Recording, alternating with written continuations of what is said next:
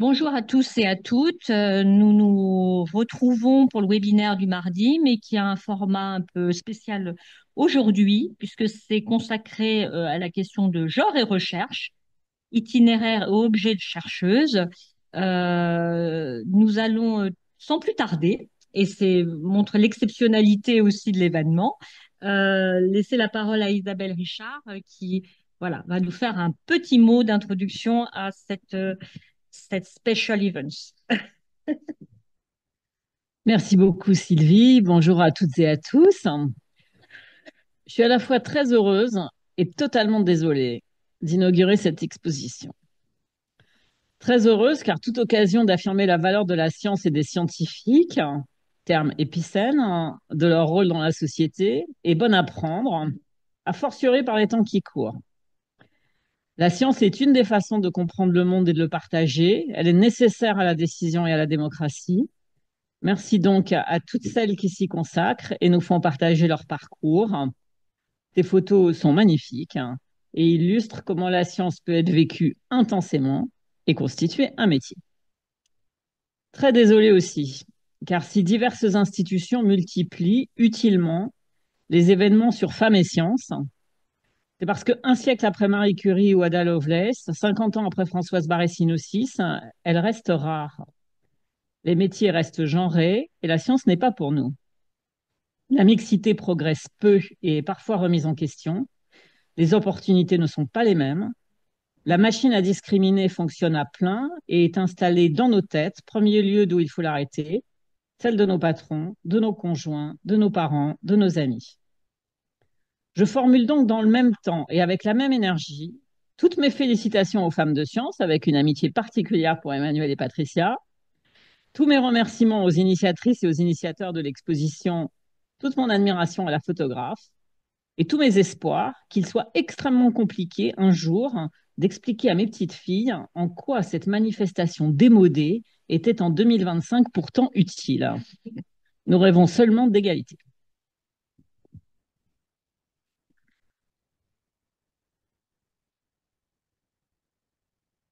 Bonjour à toutes et à tous. Je prends la suite pour vous dire quelques mots sur l'exposition qui fait donc écho à ce webinaire du mardi, l'exposition qui s'intitule Les vies intenses, itinéraire de femmes scientifiques, fruit d'un projet partenarial inédit entre l'Université de Rennes, le HESP, l'INSA, donc l'Institut national des sciences appliquées de Rennes, le CNRS, Centre national de la recherche scientifique, l'INSERM, Institut national de la santé et de la recherche médicale, et l'INRIA, l'Institut national de la recherche en informatique et en automatique, en collaboration avec l'agence Sensible.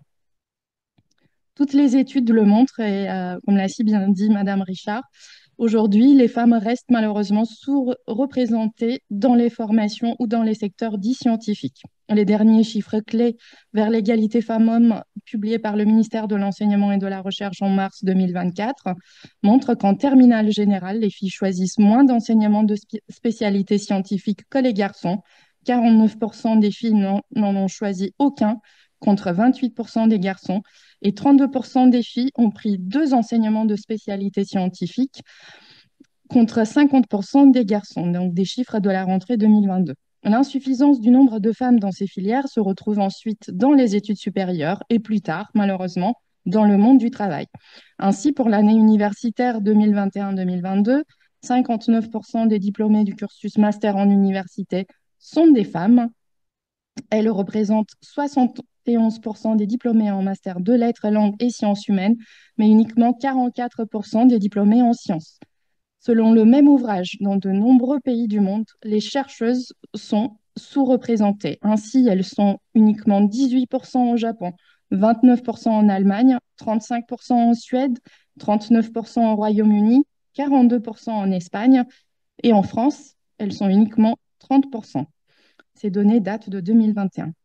Face à ce constat, nos établissements se sont donc associés dans ce projet afin d'améliorer la visibilité des femmes chercheuses et susciter davantage de vocations féminines dans les carrières liées à la recherche. La démarche de travailler ces questions à plusieurs s'appuie également sur les actions de notre groupe de travail égalité Discrimination, lutte contre les violences sexistes et sexuelles, qui réunit depuis plusieurs années les chargés de mission et référentes égalité des établissements suivants autour de projets communs chaque année de sensibilisation et prévention des inégalités.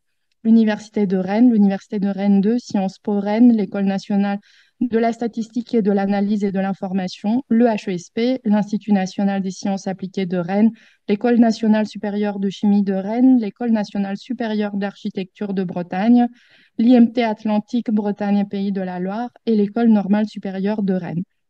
Cette initiative a croisé les démarches initiées par d'autres actrices et acteurs des établissements comme Sciences et Société, valorisation de la recherche et communication. À l'EHESP, ce projet a été coporté par la direction de la recherche, la direction de la communication et la direction des études Mission Égalité Femmes-Hommes. Cette exposition présente donc une série de portraits artistiques de 9 chercheuses au parcours diversifié, toutes connectées aux enjeux sociétaux contemporains. Ces portraits réalisés par la photographe Ingrid Borelli mettent en lumière des femmes scientifiques dans des postures qui décoiffent, dynamiques et originales, accompagnées de textes illustrant leurs expériences ainsi que leurs travaux.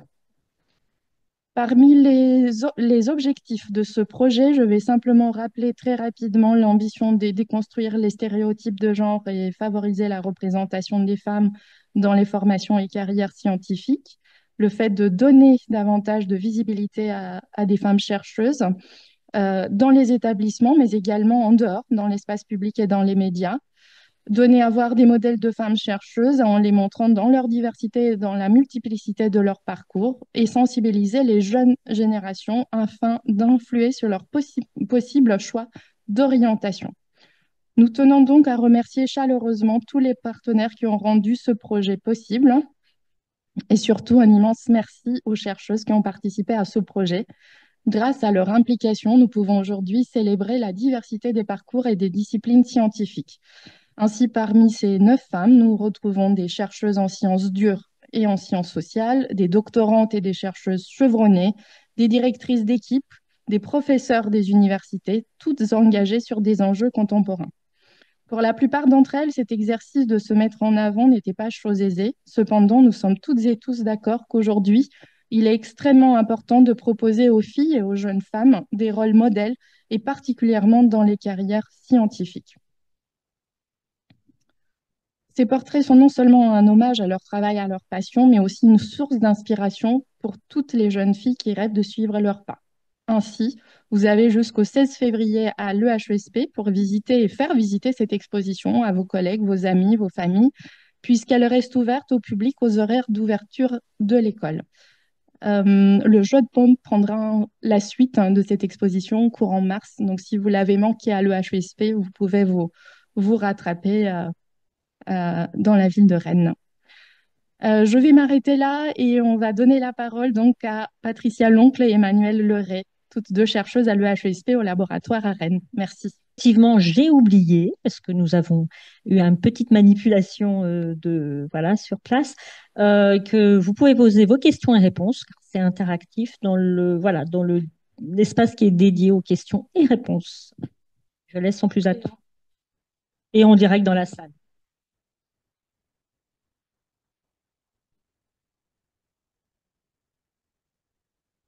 Bonjour à toutes et à tous. Donc, je suis Emmanuelle Leray. Je suis ravie d'être là. Encore merci à l'EHESP de m'avoir proposé de participer à cette exposition avec Patricia.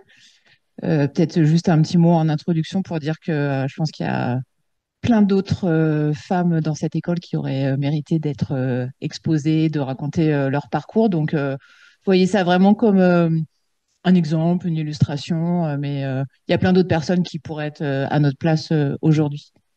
Alors, on nous a demandé de faire d'abord un petit mot sur notre parcours pour vous présenter qui on est, donc on va un peu vous faire nos CV, quoi. Et puis après, de faire une partie plus sur notre recherche et en particulier si les questions de genre viennent irriguer notre recherche ou comment on l'intègre, etc. Donc, mon parcours. Alors, ça fait vraiment... Bon, moi, j'ai fait un bac scientifique. J'aimais bien les sciences. J'étais bonne élève, mais j'étais pas ultra bonne élève. J'étais pas première de ma classe. J'ai eu un bac sans mention et je savais pas très bien ce que je voulais faire. Du coup, je suis allée à l'université. Je n'ai pas tenté d'école, tout ça. Je suis allée à l'université. J'ai fait un DUG maths appliquées sciences sociales qui m'a en partie plu. Finalement, je commençais à me dire que j'aimais peut-être pas les maths tant que ça parce que je me souviens du lundi où je faisais des maths de 8h à 20h et en fait, c'était trop. Et puis, je faisais un peu de sciences sociales, un peu de démographie, de psychologie, tout ça, ce qui m'intéressait bien. Enfin, en fait, je savais pas très bien quoi faire de plus. Et là où ça a changé, je pense, dans mon parcours, donc ça, c'était un DUG, donc en fait, maintenant on dit licence, deuxième année de licence. Et là où je pense que ça a vraiment changé, c'est quand je suis partie à Bordeaux, à l'Institut de santé publique, d'épidémiologie, de développement, et j'ai fait une maîtrise, donc un master 1, enfin L3 et master 1, en santé publique. Et ça m'a vraiment plu. Je me suis dit, ah oui, c'est vraiment ça que je veux faire, avec une forte composante épidémiologie, biostatistique, qui m'a convaincu que si j'aimais quand même bien les maths et les calculs, mais quand ça servait à répondre à une question, à quelque chose qui me semblait en tout cas à moi utile. Donc après, j'ai fait un DEA, qui est l'ancêtre du Master 2, toujours à Bordeaux. Et après, en fait, petit à petit, ça s'est construit. Et je me suis dit, ouais, je continuerai bien et je me suis inscrite en thèse de sciences. Donc, c'était pas vraiment anticipé. Je peux pas dire que c'était un rêve de petite fille que de faire de la recherche. Et ça s'est un peu construit au fur et à mesure. Mais en tout cas, ce qui est sûr, c'est que je crois que j'ai jamais regretté un seul jour de ma vie d'avoir choisi ça. Et ça s'est même plutôt renforcé au fur et à mesure du temps. Déjà parce que quand j'ai fait ma thèse, enfin, ça m'a convaincu que la recherche me plaisait au-delà de faire des statistiques ou de l'épidémiologie. Et puis après, il y a eu un certain nombre de rencontres, des gens avec qui j'ai commencé à travailler. Et tout ça s'est construit au fur et à mesure et m'a vraiment voilà, convaincu que j'étais à une place qui me plaisait. Et après, en termes de plutôt professionnel, alors même si la recherche me plaisait, après la thèse, j'ai quand même eu besoin de m'oxygéner un peu. Donc, je suis partie faire de l'humanitaire au Myanmar, donc ex-Birmanie. Ça m'a fait du bien de faire du terrain, de l'épidémiologie de terrain, de voir autre chose, de rencontrer des gens et tout. Et en même temps, avec l'envie de rentrer en France et quand même de retourner dans le monde de la recherche. Donc, c'était, on va dire, une bouffée d'oxygène, mais qui m'a quand même incité à revenir vers ce à quoi je me destinais. J'ai eu un poste à l'Université de Rennes au CHU temporaire de 3 ans. Et je suis arrivée à l'école fin 2010, donc ça commence à faire un peu de temps maintenant en tant qu'enseignante-chercheur. Donc avec à peu près la moitié de mon temps en enseignement, la moitié de mon temps en recherche. Et puis j'ai continué un peu à avancer, j'ai passé mon HDR. Et puis depuis 2002, je suis directrice d'une équipe de recherche qui s'appelle Recherche sur les services et le management en santé. Et puis prochainement, le mois prochain, en fait, je vais changer de statut parce que j'ai réussi le concours de directrice de recherche INSERM. Tout ça, pas vraiment pour raconter ma vie, mais pour dire que en fait, c'est un parcours qui, selon moi, s'est vraiment construit au fur et à mesure et vraiment, voilà, enfin, moi, je comprends quand on rencontre des collégiens, collégiennes, lycéens, lycéennes, et même des étudiants en licence qui savent pas vraiment ce qu'ils veulent faire parce qu'on connaît pas grand-chose. Et je pense vraiment qu'il y a le fait d'avancer, puis petit à petit, ça se construit. Et moi, vraiment, c'est aussi l'histoire de rencontre. Mon directeur de thèse, professeur Chaperon, un professeur de neurologie, parce que je travaille sur la sclérose en plaques, je vais l'expliquer un tout petit peu après, qui ont aussi vraiment fait en sorte de m'accompagner, de me donner ma place. Après, moi, je suis invitée à présenter aujourd'hui, mais je crois que dans mon parcours, j'ai pas souffert de discrimination. J'ai pas eu l'impression d'avoir des plus de difficultés ou plus d'obstacles liés au fait que je sois une femme. Juste un petit mot, je travaille sur la sclérose en plaques, c'est une maladie neurologique qui touche l'adulte jeune, ça commence autour de 30 ans, ça représente 130 000 personnes en France. Et c'est aussi une maladie qui touche davantage les femmes. C'est une maladie auto-immune, c'est souvent comme ça. Il y a à peu près 3/4 des cas qui sont des femmes. Et juste pour vous donner un ordre d'idée aussi, parce que c'est notamment pour ça qu'on participe à cette expo, aussi pour montrer ce que c'est la recherche et la diversité de la recherche. Je pense que dans l'esprit de beaucoup de gens, en fait, quand on dit chercheur, les gens imaginent qu'on va avoir une blouse et qu'on va être dans un laboratoire avec un microscope et qu'on va travailler tout seul, ou alors qu'on va avoir que des colonnes de chiffres sur un ordinateur. Enfin, ça peut être ça, mais ça peut être aussi des choses complètement différentes. Et moi, j'ai l'impression que un peu l'objectif global de mon activité de recherche, ce serait comment optimiser le vécu et la prise en charge des personnes qui ont une sclérose en plaques. Et avec des questions très diverses. J'ai un schéma qui est un peu compliqué, mais pour lequel je ne vais pas rentrer dans le détail. Ça, c'est une manière de représenter la maladie neurologique avec des pics, des aggravations au cours du temps. Et en fait, on a des projets de recherche un peu à différents niveaux. Comment on essaye de prendre en charge les gens avec les meilleurs traitements, comment la maladie progresse, le handicap, c'est quoi le parcours de soins, qu'est-ce qui se passe s'il y a une autre maladie. Comme je vous disais, c'est une maladie qui touche beaucoup les femmes, et en particulier quand elles sont jeunes. Donc, on se pose aussi des questions, est-ce qu'elles font autant de bébés que les autres? Qu'est-ce qui se passe s'il y a un problème de fertilité? C'est quoi l'impact sur la vie professionnelle, sur la qualité de vie? Et tout ça, ça fait que finalement, même si je fais de la recherche en épidémiologie sur la sclérose en plaques, bah, mon quotidien, il est hyper varié. Je travaille avec plein de gens différents, des médecins, des sociologues, des chercheurs en sciences de gestion. On forme des ingénieurs, des doctorants. Ça, c'est sympa aussi, le côté transmission à Rennes, mais aussi avec d'autres équipes en France, mais aussi à l'international. Donc finalement, c'est très varié, et je ne peux pas dire que je fais la même chose toute la journée. Et plus avec aussi les fonctions de direction qui font que j'ai aussi beaucoup d'échanges avec des collègues sur d'autres thématiques de recherche. Euh, je vais m'arrêter là, je pense, plutôt, et je vais revenir après. Je te laisse te présenter, Patricia. Ok, ça marche. Pardon. Du coup, hop, attends, je change d'endroit. Hop. Alors,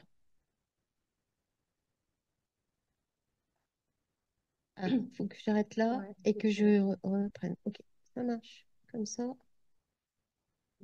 Hop. C'est, donc, merci Emmanuel. Bonjour tout le monde. Je suis complètement d'accord avec ce qu'Emmanuel a dit, hein, sur le fait que on est là, mais on aurait pu laisser notre place à toutes les autres chercheuses de l'établissement. Euh, donc, euh, on a toutes les deux préparé une présentation de notre cheminement, mais bien sûr, chacune de notre côté. Donc, ce ne sera pas exactement les mêmes propos. Euh, donc moi, je me suis demandé comment faire pour présenter mon cheminement. Et je me suis dit, en fait, ce que je garde, c'est que, certes, je fais de la recherche, mais pas de manière isolée de mes autres activités. Et donc, j'ai le sentiment que dans mon travail, en fait, je lis toujours trois dimensions. Donc, la première, c'est la recherche, effectivement. Donc, comme fil conducteur depuis même mon DEA, donc l'ancêtre du L2, comme tu l'as dit, je travaille sur les questions de jeunesse. Et j'ai commencé par la science politique et puis j'ai évolué progressivement vers la sociologie. Et donc, en fait, pour moi, c'est une approche qui est plus guidée par un sujet que par une discipline. Donc, j'ai tourné autour de la question de la jeunesse. Je suis allée picorer en histoire, en géographie, etc. Donc voilà, il y a des sociologues pur jus et puis il y a des gens qui entrent par des thèmes. Moi, je suis plutôt entrée par un thème avec des constantes. Donc tout au long de ma carrière, j'ai travaillé sur les questions de territoire, pas comme toi d'ailleurs. Alors pas de la même façon, mais toujours avec un intérêt pour l'approche territoriale et pour la comparaison internationale. Donc j'ai mis à côté la couverture d'un bouquin qu'on a fait avec des collègues qui illustrent un petit peu ce qu'on a pu faire dans un gros projet de recherche financé par l'Europe et qui s'intéressait à 8 pays et 8 villes enfin une ville dans chacun de ces pays, 8 villes en tout. Enfin bon bref. Donc très constante là que je continue d'alimenter. Et puis des variantes. Donc, en fonction des projets, je me suis intéressée plutôt à la question des jeunes et de la vulnérabilité, à la question de l'exil. Je suis passée des jeunes urbains aux jeunes ruraux, rurales. Bon, ça, c'est pas très original, mais bon, c'est comme ça. Je suis passée de l'étude de l'analyse de la participation à celle de l'engagement des jeunes, donc, et des choses très institutionnelles, puisque je suis entrée par l'analyse des politiques publiques, à des choses beaucoup plus informelles qui traversent la société. Et puis, tout ça avec un intérêt très fort pour le suivi de travaux d'étudiants en master et en doctorat. Donc ça, c'est le premier fil conducteur. Le deuxième, c'est l'enseignement. Alors, je voulais vraiment en dire quelques mots. Alors d'ailleurs, c'est rigolo parce que la photo est prise ici. C'était à l'occasion des 10 ans du Master en jeu. Et en fait, on a la chance ici à l'école d'avoir l'occasion d'enseigner sur nos sujets de recherche. Et ça, c'est une grande richesse. Et donc, dans mes activités d'enseignement, j'ai beaucoup développé une volonté de transmettre par les échanges, par la pluralité des méthodes pédagogiques, par l'ouverture vers la cité et l'ensemble de ses acteurs et actrices, et puis aussi en alimentant des liens entre les étudiants et les étudiantes d'une promotion à une autre. Et je me disais, bon, j'ai pas, j'osais pas trop, je me disais, est-ce que je peux dire que je suis fière de quelque chose? Donc je me suis dit, tant pis, c'est l'occasion. Je suis fière d'avoir créé le master en jeu qui s'appelait JPP, donc Jeunesse, Politique et Prise en Charge. Et puis je suis fière aussi d'avoir proposé le master RESP, Recherche et Expertise des sciences sociales du politique. C'est vraiment des grands moments, ces moments de formation et j'adore ça. Et puis, troisième élément, c'est l'éducation populaire. Parce qu'en fait, il y a Charlie qui rigole, parce que en fait, ces deux approches-là de recherche et d'enseignement, elles sont vraiment guidées par les principes de l'éducation populaire. Parce que pendant mes études supérieures, j'avais pas trop de sous, donc j'étais animatrice socioculturelle. Et là, il y aurait beaucoup de choses à dire sur les stéréotypes de genre à ce moment-là dans les associations socioculturelles, mais c'est pas le sujet. Et ça, c'est ce fait-là, cette activité-là d'animatrice qui a fait que finalement, je me suis intéressée aux questions de jeunesse et aux questions d'organisation de jeunesse. Donc c'est ça qui est venu irriguer finalement mes premiers sujets. C'est aussi en fréquentant beaucoup des acteurs, des actrices de jeunesse, et des personnes travaillant sur l'éducation populaire que ça a nourri mes activités d'enseignement de recherche parce qu'il y a des valeurs, il y a des méthodes qui sont propres à ce domaine et que j'ai importées dans mes autres activités avec l'idée de transmettre le savoir à toutes et tous de la manière la plus horizontale possible et en développant de la recherche-action participative en partant des savoirs situés des personnes. Donc pour ça, pour moi, c'est vraiment quelque chose d'important qui a énormément marqué les deux autres pans de mon activité. Et donc là, la photo ici, j'en dis quand même un mot, c'est le bâtiment à modeler qui est un tiers-lieu qui est à Clenay, qui est l'ancienne MJC Antipode. Et c'est là que se déroule tout un tas d'activités. Il y a beaucoup d'associations qui sont là et il y a une coopérative de chercheurs qui s'appelle COPESCEM avec laquelle je travaille beaucoup et puis dont je vais dire quelques mots tout à l'heure, mais qui a la particularité d'être habité, je ne sais pas comment dire, par des anciens étudiants et étudiantes du master enfance-jeunesse. Donc voilà, c'est chouette. Il y a une transmission qui est en route. Voilà. À toi? Oui. J'arrête le partage.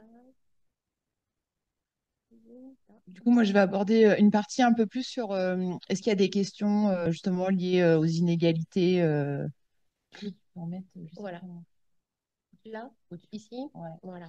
Sur comment en fait on essaye de traiter la question du genre dans notre quotidien ou est-ce qu'il y a des initiatives particulières Et moi, ce que je voulais présenter en premier, c'était... tu peux mettre en diaporama Oui, Merci. C'était une initiative internationale à laquelle j'avais participé en fait en 2018. Alors, je ne sais pas s'il faut dire que c'était il y a longtemps ou pas longtemps, enfin, ça fait quand même quelques années. Euh, à plusieurs chercheuses, enfin, à de nombreuses chercheuses en fait impliquées dans le champ de la sclérose en plaques, on avait publié un éditorial dans une revue internationale à comité de lecture. En fait, quand on est chercheur, on publie nos travaux scientifiques. Et là, on avait fait une lettre euh, pour justement parler du risque d'inégalité de genre dans le champ de la sclérose en plaques. Donc, c'était vraiment euh, thématique. On était pratiquement une centaine en fait chercheuses. Donc il y avait un certain nombre de neurologues et puis après il y avait des chercheuses plutôt comme moi en santé publique, épidémiologie, d'autres plutôt en recherche fondamentale, en imagerie, enfin quelles que soient les disciplines. Et où en fait on avait fait un texte assez court qu'on trouve encore qui est en accès libre, euh, pour dire qu'il fallait sans doute faire un peu plus attention à ce qui se passait, et en particulier quand on regardait quelques statistiques, un peu à l'instar de ce qu'a montré Nicoletta en introduction, il y avait des grandes différences. Et par exemple, si on regardait le nombre d'articles de recherche publiés dans le champ de la sclérose en plaques, pour nous, dans nos disciplines, c'est celui qui est en premier ou en dernière place de l'article qui sont les rôles les plus importants. Mais en fait, il y avait vraiment des écarts très importants dans le pourcentage d'hommes et le pourcentage de femmes, évidemment en défaveur des femmes. Et puis, de la même manière, quand on regardait la composition des tables rondes, des conférenciers invités, des rédacteurs en chef dans les journaux, c'était toujours très, très, très en défaveur des femmes.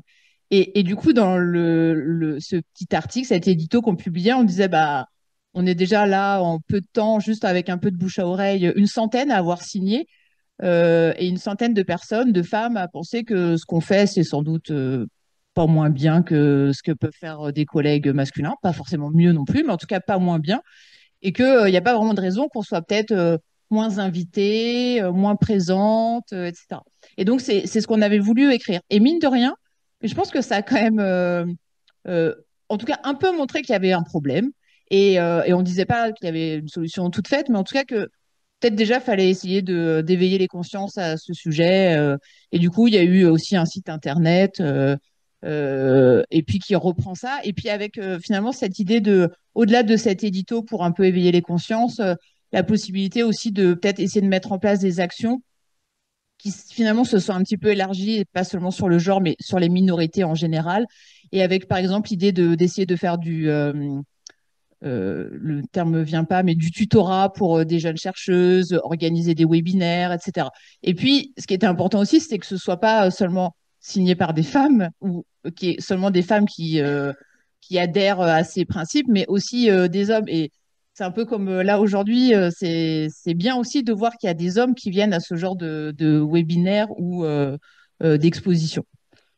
Et puis après, enfin, je pense que, comme disait Isabelle Richard en introduction, j'espère que dans quelques années, on se dira que c'était démodé. Moi aussi, pour mes petits-enfants, mes petites-filles, j'espère qu'on dira que c'était démodé. Moi, j'ai l'impression que les choses avancent quand même un petit peu, sans doute pas suffisamment vite. Mais en tout cas, je pense qu'il y a quand même des changements où maintenant, je pense que pour le coup, on est plus attentif à ça. Peut-être pas tout le monde, mais en tout cas, un certain nombre de personnes. Par exemple, dans les concours, moi, je fais les concours de chercheurs INSERM. Il y a toujours un membre de la commission qui est désigné référent ou vigie parité, juste pour s'assurer que, par exemple, on regarde le sexe ratio, donc le nombre d'hommes, le nombre de femmes parmi les candidats. Puis après, quand on a fait un classement, on regarde aussi. Le but, c'est pas que ce soit exactement pareil, mais en tout cas qu'il n'y ait pas de différence majeure, ou en tout cas, s'il y a des différences, qu'on soit sûr qu'on soit capable de les expliquer, que c'est vraiment lié au dossier scientifique. Et puis, on est beaucoup plus vigilant sur la composition des comités, les conférences invitées, les tables rondes. Enfin, c'est rare, je crois que ça arrive encore, qu'il y ait des tables rondes, par exemple, où il n'y a que des hommes. Et en fait, enfin, à part peut-être des sujets très, très particuliers, sinon, il y a quand même souvent la possibilité de un peu plus mixer. Et puis d'autres initiatives diverses. Après, je pense que ce qui est important, moi, il me semble en tout cas, c'est d'essayer d'intégrer ce point dans cette question dans notre quotidien, dans nos pratiques à toutes les échelles, en fait, et tous et toutes, c'est-à-dire pas que nous, mais l'ensemble des personnes. Et surtout, enfin, moi, il me semble que c'est important de faire attention, de regarder. Mais en revanche, s'il y a bien quelque chose qui m'agace le plus profondément, c'est quand on a l'impression d'être invité quelque part parce qu'on est une femme et pas pour la qualité de ce qu'on voudrait présenter. Donc, je trouve qu'il faut aussi se faire attention. Moi, j'ai déjà entendu des collègues me dire, bah, sûrement qu'on m'a proposé d'être chef de service ou responsable d'une équipe parce que je suis une femme. Bah non, enfin en tout cas, moi j'ai jamais entendu un homme se dire ça. Donc il n'y a pas de raison de penser ce mécanisme. Mais en tout cas, je pense que voilà, au quotidien, tous et toutes, on a notre rôle à jouer. Et c'était aussi l'occasion, bah, cette expo, de pouvoir le dire. Euh, Je t'ai pas chronométré. Et donc, je pense qu'il me reste juste deux diapos rapides sur une illustration. Voilà. Donc, comme je disais, je fais des travaux sur la sclérose en plaques.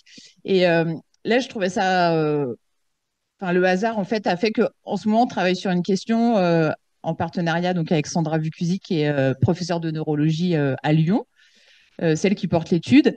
Et notre question était, on voulait comparer l'utilisation des traitements de la sclérose en plaques entre les hommes et les femmes.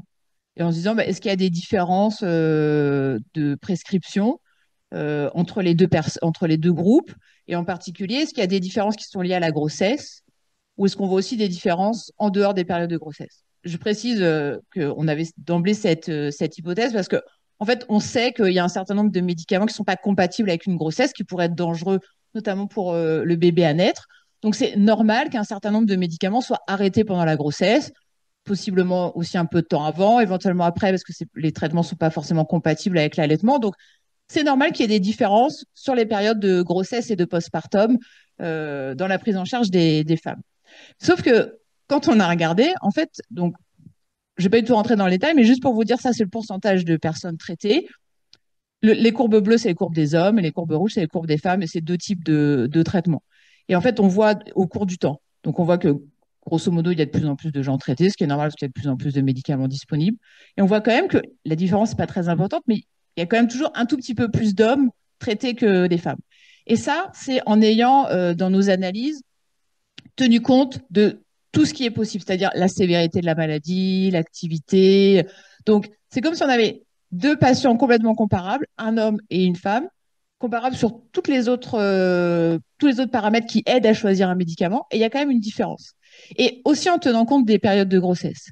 Et un autre résultat qui me semblait important, c'était que si on ne tenait pas compte des périodes de grossesse, en fait, on avait l'impression que les hommes et les femmes étaient traités de la même manière, et que donc, il n'y avait pas de sujet, il n'y avait pas de question. Et justement, quand on tient compte de cette spécificité, là, on voit une différence. Et quand on montre, c'est des résultats qu'on est en train de publier, quand on montre ça aux médecins, donc aux neurologues qui sont les prescripteurs, euh, ça les surprend en fait. Eux-mêmes n'ont pas l'impression de faire différemment, à part ces questions de grossesse. Donc sûrement que ça vaut le coup d'investiguer un petit peu plus et d'essayer de comprendre s'il a aussi finalement des biais qui sont peut-être non implicites dans les pratiques cliniques. Donc l'idée c'était de se dire, bah, en fait on n'avait jamais regardé, on se disait qu'il n'y avait sans doute pas de différence, puis finalement quand on cherche, qui est le but des chercheurs, des fois on arrive à trouver quelques résultats qui méritent d'aller un petit peu plus loin. Voilà, je te redonne la parole, Patricia. Donc, alors moi, je vais faire un peu différemment. Je me suis demandé ce que j'allais vous présenter comme projet de recherche parmi un tas de projets. Et je me suis dit, bon, je vais présenter un projet en cours qui s'appelle RAGE pour Recherche, Action, Jeunes et Engagement. J'ai pas encore de résultats à vous présenter, mais c'est un peu pour vous faire entrer dans la boîte noire de l'affaire. Donc, je disais tout à l'heure, je travaille beaucoup avec une coopérative qui s'appelle Copeschem, qui est donc dans ce bâtiment à modeler que je vous ai montré tout à l'heure. Et donc, c'est une coopérative qui s'intéresse plus particulièrement aux questions de jeunesse et de sociologie de l'action publique, qui est basée à Rennes et qui va, comme ce que je vous ai dit tout à l'heure, s'appuyer à la fois sur des méthodes de recherche et sur des méthodes issues de l'éducation populaire.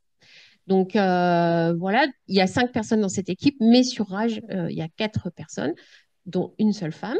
Dans la recherche, en dehors de Copeschem, il y a aussi un groupe d'universitaires venant de l'école, bon là il n'y a que moi, mais de Rennes 2 et de Ascoria.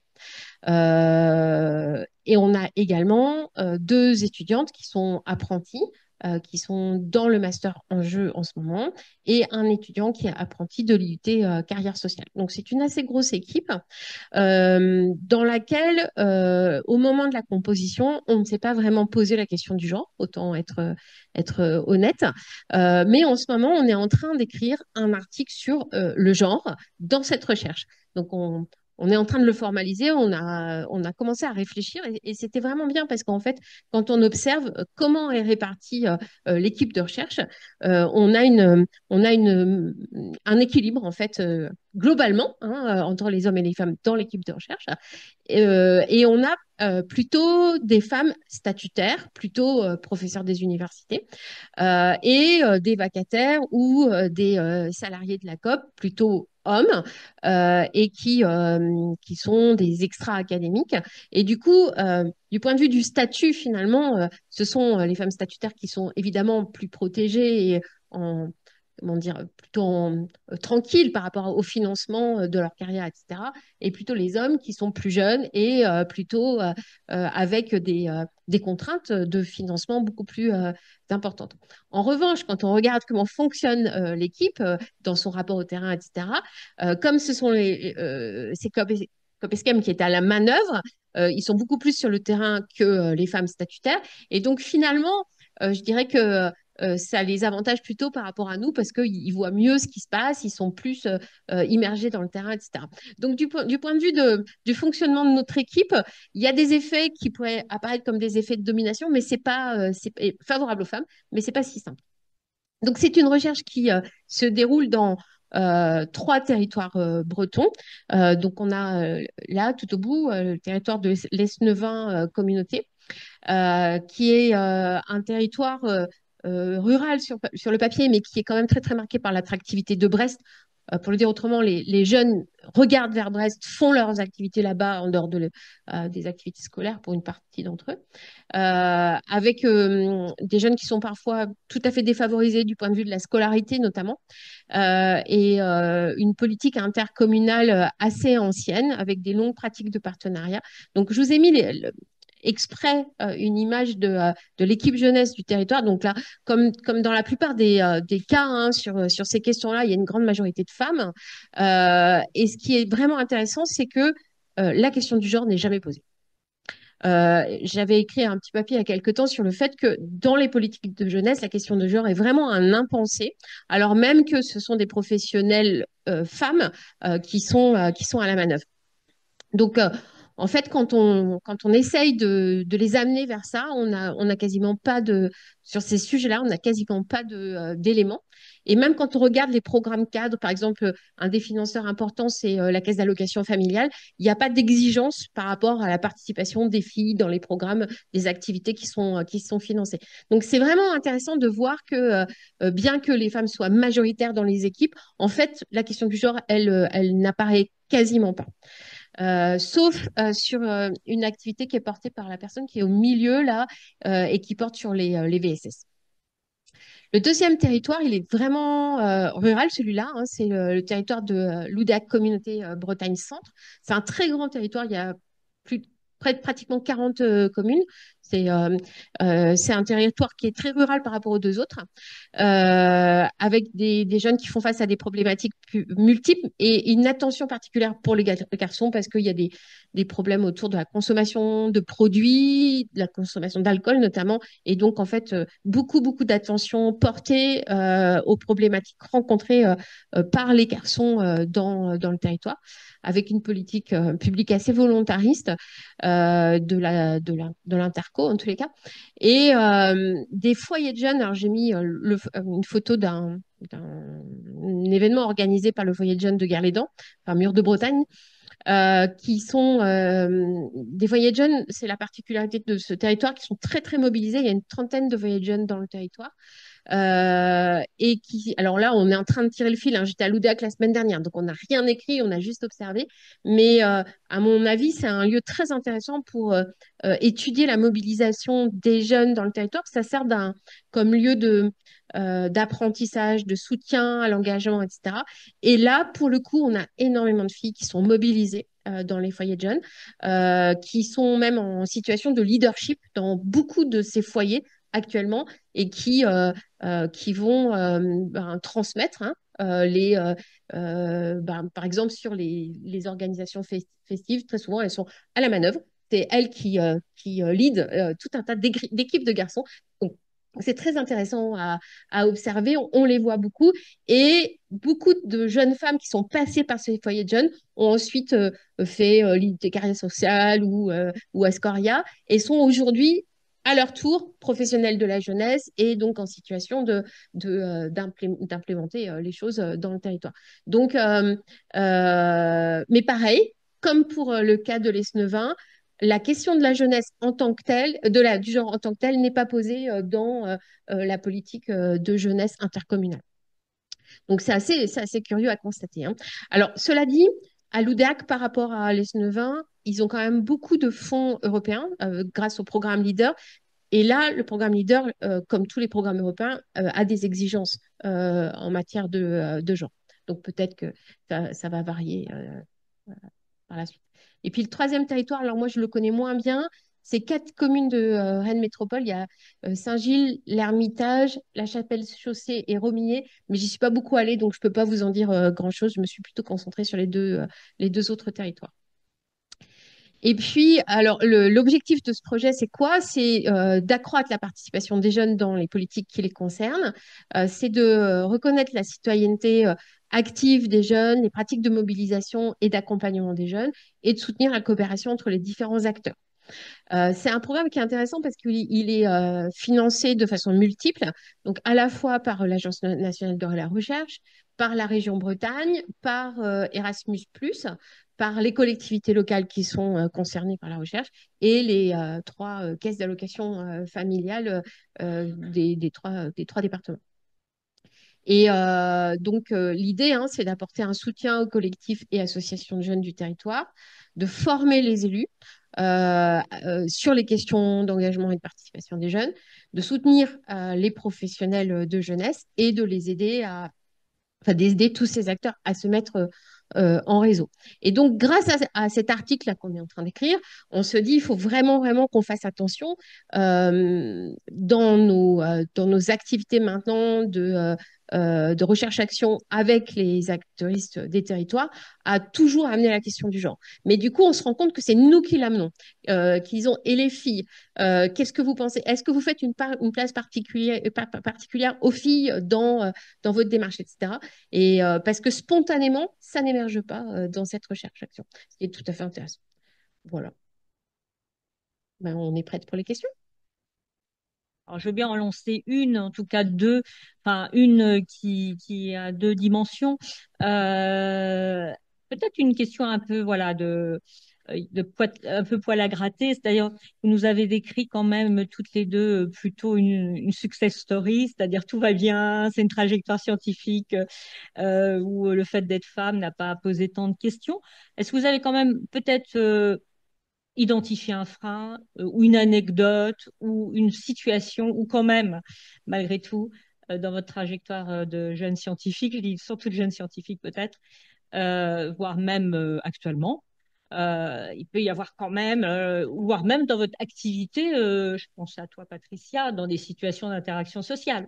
C'est-à-dire le fait que parfois, bah, on est scientifique, reconnu, patenté, mais que voilà, il se passe quand même des choses avec le terrain, notamment.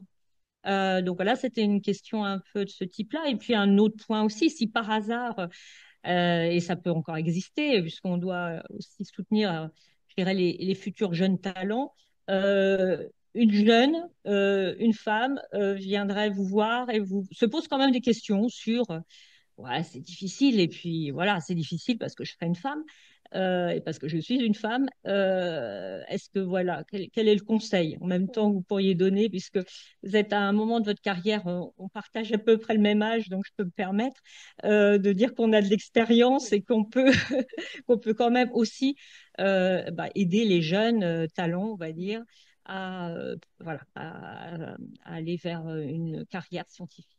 Donc, c'est aussi pour stimuler les autres questions.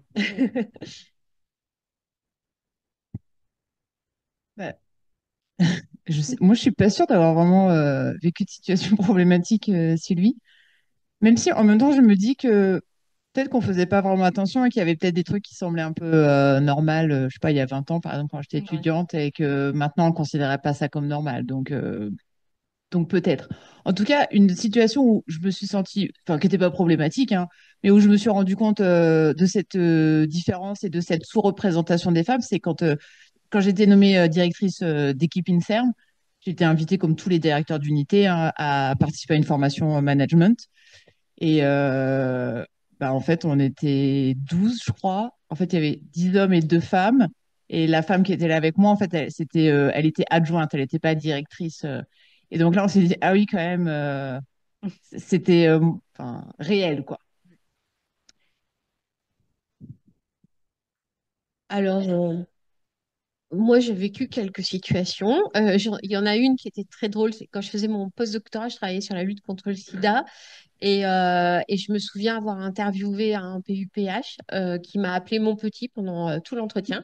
Bon, c'était il y a longtemps, mais quand même, c'était assez amusant. Enfin, sur le coup, je rigolais pas. Maintenant, ça me fait rire, mais voilà. Euh, Plus récemment, j'ai été dans une situation de très, très grande crispation avec le maire d'une grande ville dont je tairai le nom. Et je me suis dit pendant l'échange qu'on a eu tous les deux, où il m'a vraiment mis une avoinée, que si j'avais été un homme, il m'aurait pas traité comme ça. Mais bon, j'ai pas de preuves, mais je pense que franchement, vu son langage physique, enfin sa manière de s'adresser à moi, je pense qu'il aurait été vraiment différent avec un homme. Donc ça arrive quand même de temps en temps, moins souvent. Puis alors, par contre, par rapport à la discipline, je pense que bah, c'est peut-être moins flagrant parce que bah, on est beaucoup, beaucoup de femmes en sociologie. Et sur les questions de jeunesse, encore plus, enfin enfance-jeunesse, encore plus. Donc, du coup, on s'en rend pas toujours très, très bien compte. Mais oui, ça arrive. Mais moins souvent, j'ai l'impression quand même. Et puis, sur les conseils, ben, alors c'est pareil, on a beaucoup, beaucoup plus d'étudiantes que d'étudiants dans nos promotions. Donc voilà. Euh, Moi, j'aurais tendance les filles sont quand même toujours, enfin souvent, bah, c'est vraiment des choses un peu habituelles, mais c'est ce qu'on disait en introduction, elles ont tendance à pas se mettre en avant, on les entend moins que les garçons dans les classes, voilà. Et du coup, avec un syndrome de l'impostrice très très présent, beaucoup peut-être plus que les garçons, quoique. Et donc de dire ben peut-être arrêter avec ça quoi. Enfin c'est difficile hein, parce que voilà on vit avec ce syndrome moi la première hein, mais de se dire bon essayons d'arrêter d'être les meilleurs de la classe, des bonnes élèves, d'être dans le perfectionnisme etc quoi. Mais c'est compliqué.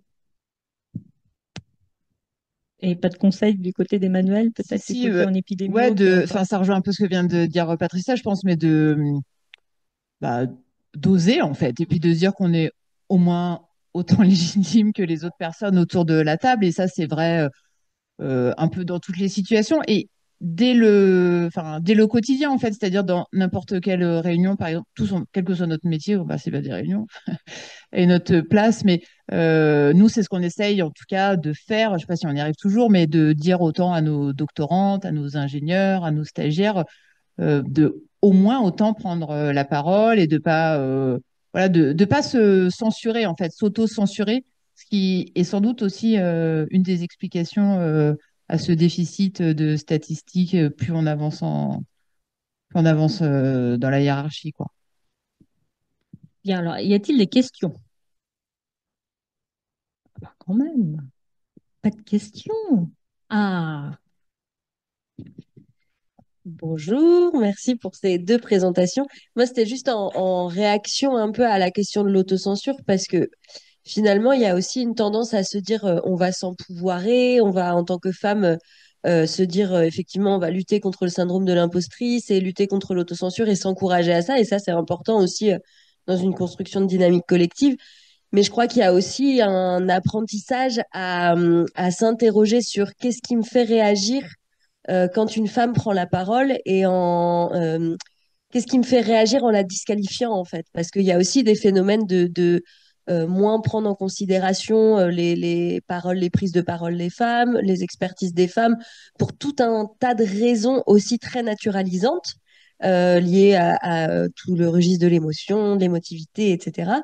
Et du coup, je crois qu'il y a aussi une diffusion à faire dans ce sens-là, de au moins s'arrêter et s'interroger sur est-ce que la personne qui est en train de parler, j'entends son propos ou j'entends son propos en tant que femme, et du coup, la manière qu'elle a même de l'exprimer, parce qu'on va avoir des vocables peut-être différents ou des langages du corps différents, va venir influencer, ouais, la réception que je vais avoir du propos. Et je crois que du coup, ça se joue vraiment. Enfin, je sais pas ce que vous en pensez et ce que vous pouvez vivre aussi sur vos expériences pro, mais ça se joue vraiment à ces deux échelles-là, de à la fois s'encourager collectivement et par l'imitation et par comment dire, marrainage un peu, et puis aussi cette distillation dans l'ensemble des sphères et des groupes, quoi.